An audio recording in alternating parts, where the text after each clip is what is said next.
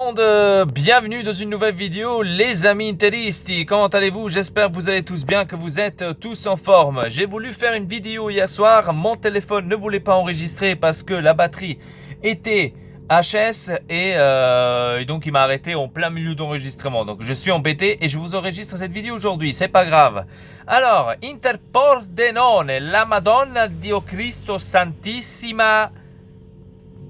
Qu'est-ce qui s'est passé? Alors les gars, cette équipe de 3ème division a joué son jeu, a fait son match, a donné tout ce que eux voulaient donner et personnellement ils auraient mérité aussi de passer parce que l'Inter dans ce match-là ils n'ont pas montré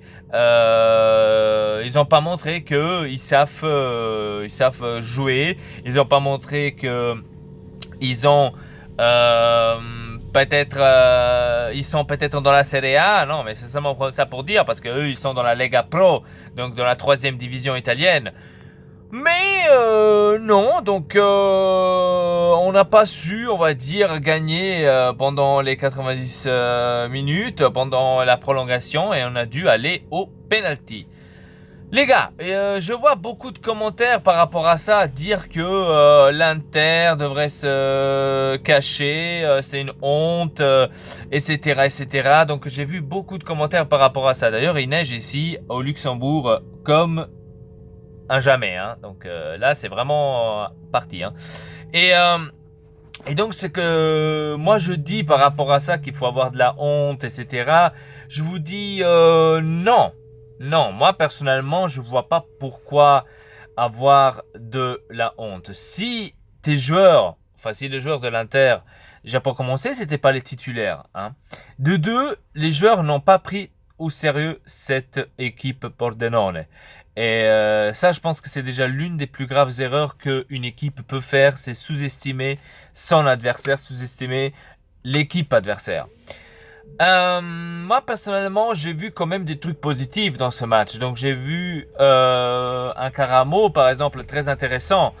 Certes, le jeune de 19 ans a raté beaucoup de balles qui pouvaient les tirer dans le but. Hein, je vous dis clair et net. Hein. Donc Caramo, il a raté sa chance, on va dire, de marquer. Mais je vois un Caramo très intéressant pour le futur. Pour le futur. Certes, maintenant, les gars, je vous dis clair et net, remplacer Candreva, Caramo, moi personnellement, non, je ne le ferai pas. Je ne vais pas remplacer Candreva pour mettre Caramo dans un match peut-être où tu es encore 0-0, que tu dois aller marquer, que tu remplaces Candreva pour Caramo. Ça, je ne l'aurais pas fait. Si maintenant c'est dans un match que tu es en train de gagner 3-0 et que tu peux encore remplacer, ben, tu mets un peu Caramo pour les dernières minutes. Là, oui, tu peux le faire, tranquille. Mais Caramo, moi, j'ai vu quand même assez positive. Donc, j'ai vu un jeune avec, enfin, techniquement vraiment bien. Certes, je pense que ça lui manque beaucoup de jeu. Ça lui manque le jeu, donc ça s'est vu.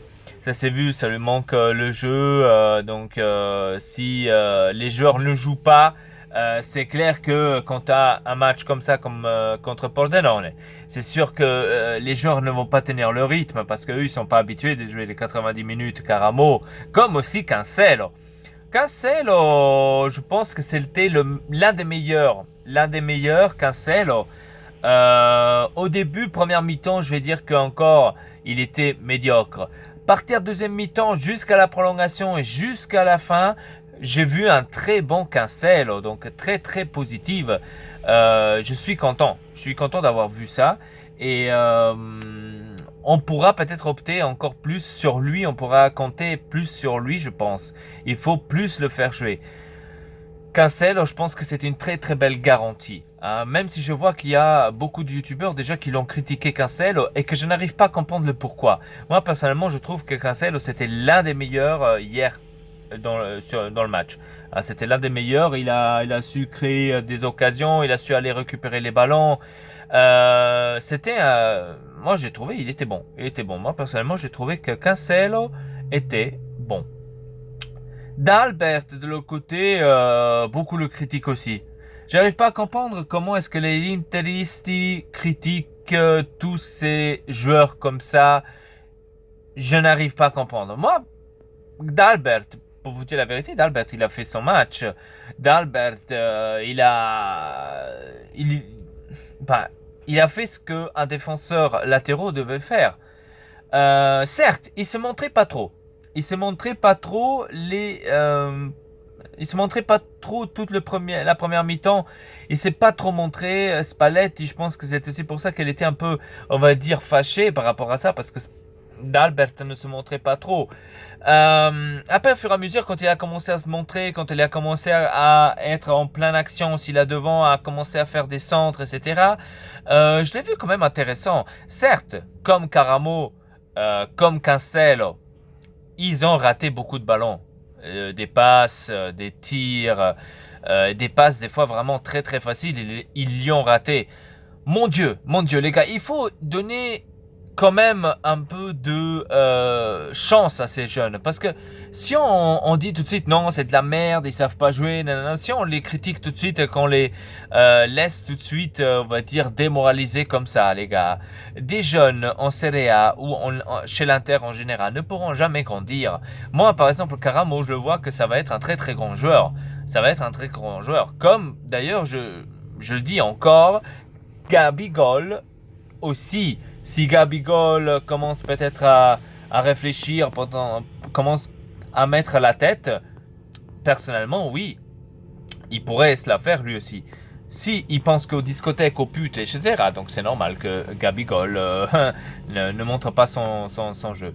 Donc moi personnellement hier, plus honneur vraiment au Pordenone. Honneur au Pordenone parce qu'ils ont joué leur match, ils ont su montrer quand même qui sont quand même assez lourds. Ils ont défendu à 11 les gars, ça aussi il faut dire. Ils ont défendu à 11, donc comment tu veux marquer contre une équipe qui défend à 11? Donc on nous a critiqué nous contre le Naples de faire le bus. Et ben là, Pordenone hier il a fait tracteur, bus, camion, il a tout fait quoi. Et certes, on a eu beaucoup d'occasions qu'on a ratées. Icardi, par exemple, Perisic, Brozovic, ils ont raté quand même beaucoup d'occasions. Je pense aussi qu'il a mis un peu trop tard Perisic, Brozovic, Icardi. Il les a mis un peu trop tard parce qu'il aurait dû peut-être les mettre un peu plus en avant pour donner, on va dire, cette qualité au match. Moi, personnellement, je la vois comme ça. Après, vous pouvez penser comme vous voulez. Bref, c'est pour ça qu'il y a des commentaires, les gars. Et je vous invite à écrire en dessous de cette vidéo votre avis par rapport à ce match de Coppa Italia. Donc, ce soir, on va voir qui va être les gagnants entre Milan et Verona. Peut-être on aura un derby le 27 décembre. On ne le sait jamais. Et avec ça les gars, je vous dis tout simplement merci beaucoup d'avoir regardé cette vidéo. Abonnez-vous à la chaîne Ortex Elpa, laissez un like pour cette vidéo, ça me ferait plaisir. Et bien sûr votre avis, ça m'intéresse. Et avec ça je vous dis à très bientôt pour une nouvelle vidéo. Forza Inter, peace tout le monde.